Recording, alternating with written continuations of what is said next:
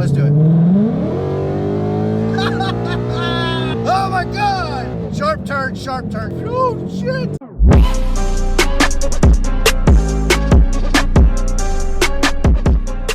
Hey, what's up guys? Welcome back to the channel. So today, finally, we're gonna add some liquid horsepower. That's right, we're going E85 for the first time. So if you're new to the channel, we just added the JLT intake. We have the Palm Beach tune in the car, and we are running a 1/7/8 catless Corsa header into their double helix X pipe, and we're still at this time using the factory active exhaust that comes on the 1819 Mustangs. It sounds really good.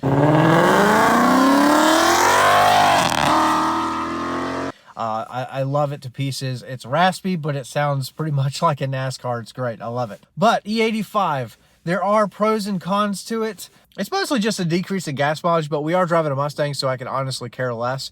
But E85 is going to add a lot more power. It's going to add more horsepower. It's going to add more torque down low. There's a lot of benefits to it. So basically what they do is they take corn. They take corn and they add water to it, and then they ground it down. They create like this, what they call is a mash. So from there, alpha enzymes are added to convert the starch into complex sugars, and the mash is then cooled for fermentation. It's going to sit in fermentation for about 48 to 60 hours. And then after that, the ethanol will be distilled. And then once heat's added, it's going to remove the ethanol. It's going to create about, I think it's about a 95% alcohol that's left over, if I'm getting that science right, but that's pretty much what it is.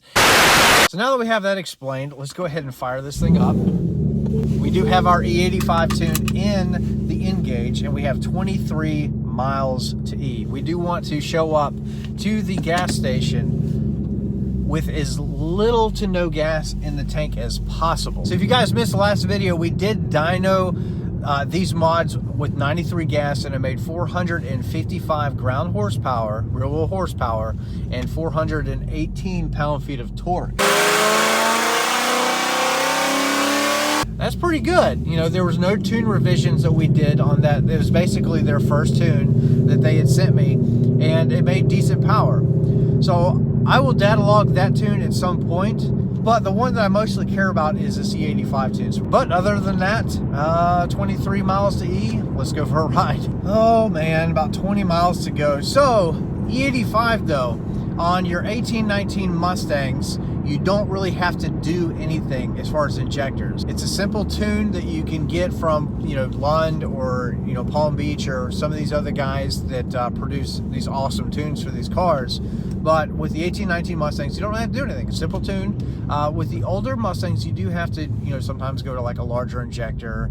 But if you have an 18 and 19 Mustang, you are good to go from the factory. It's definitely one of the first things that a lot of people do is add E85 to their cars, even with like no modifications, because there's not a whole lot of negative to it. Now, I'm not a scientist, but you know, I think that the biggest thing is that it burns cleaner. It's just more efficient, I guess.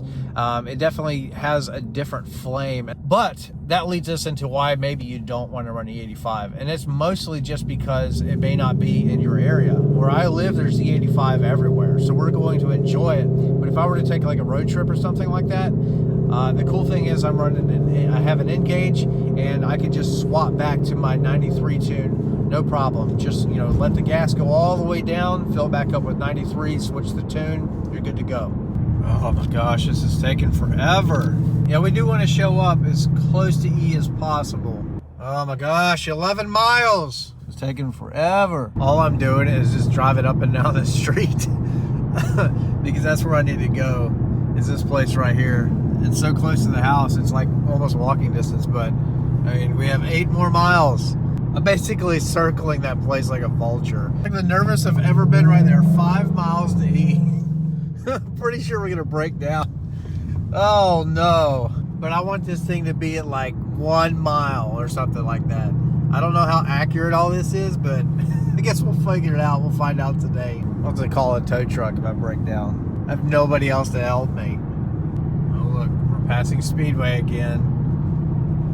4 miles. This is taking forever, but we're coming. E85, we're coming. 2 miles. I'll say that the car is kind of bogging a little bit. So if you're watching this, cross your fingers. Hit the like button. I almost ran that red light. 1 mile. Just pushing the envelope just a little bit. My luck, I'll run out of gas right there. We'll see. Let's just get some momentum. Oh my God. All right, let's figure out where the E85 is. All right, I found it. I finded it. E85. 1 mile to spare. Let's do this. 93 is 257 where I live. It's actually not bad. It's usually a little bit more, but E85.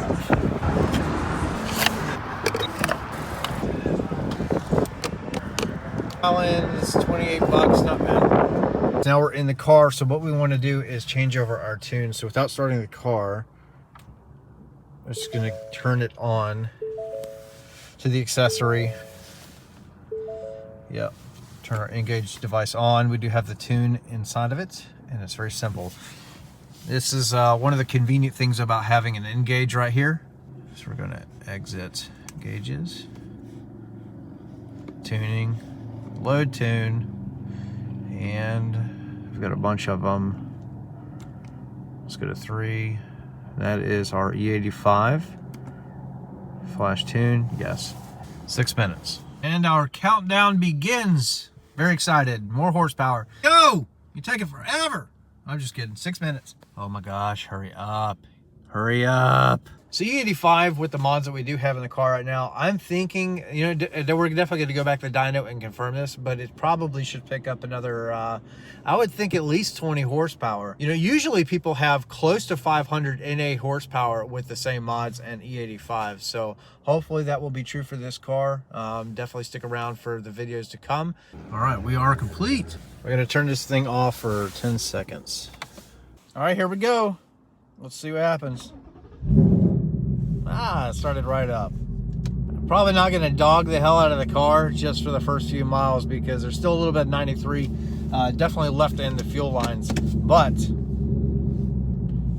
we are on corn fuel finally. So just like that, we have hopefully an extra 20 horsepower, and the car is going to smell better because I have been asked that before too. So going catless with like 93, does it stink? Yes. Is it going to get you in trouble if you get pulled over? I mean, it's going to smell, but I mean, I don't think it's overwhelming. But with E85, it definitely has a different, you know, smell to it. It's more of a sweet smell. All right, so I think this is probably going to add about 20 horsepower. I don't know.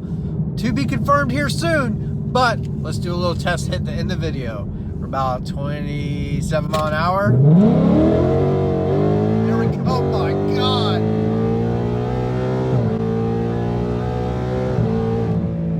Holy shit. Oh my God. Oh my God. Oh my gosh. Yeah, you can tell a difference. There's a lot more bite there. I have no traction anymore, period. It's gone. Oh man. E85. Yep, that was the answer. That was the missing little link there, I think. Yeah, liquid horsepower, absolutely. So, woo, all right, let me calm myself down. That felt incredible. It pulled very low, and I could feel it in my chest, and it didn't let off all the way until it would shift and it would go again. That was, I have not felt that before in this car. That felt really good. So yes, definitely we added some horsepower, E85. If you haven't done it already, just that reaction right there is why you should probably invest in the money and go do it. It's a $100 tune usually, and wow. I'm gonna do that again. That was incredible. I don't even want to stop the video now. That was awesome. All right, let's get it. Let's go a little higher. So we're about 40 mile an hour. I'm gonna hit it. 43. Stood. Yeah, pulling. Oh, jeez.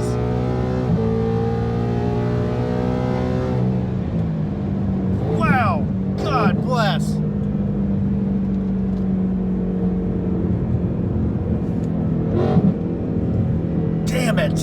Damn it, that's fast. Oh my God. I can't explain it if you were sitting in this seat. What the fuck? Okay. As I spit all over myself. That was awesome. I had Rob in Palm Beach just to tune that crackling exhaust that I get.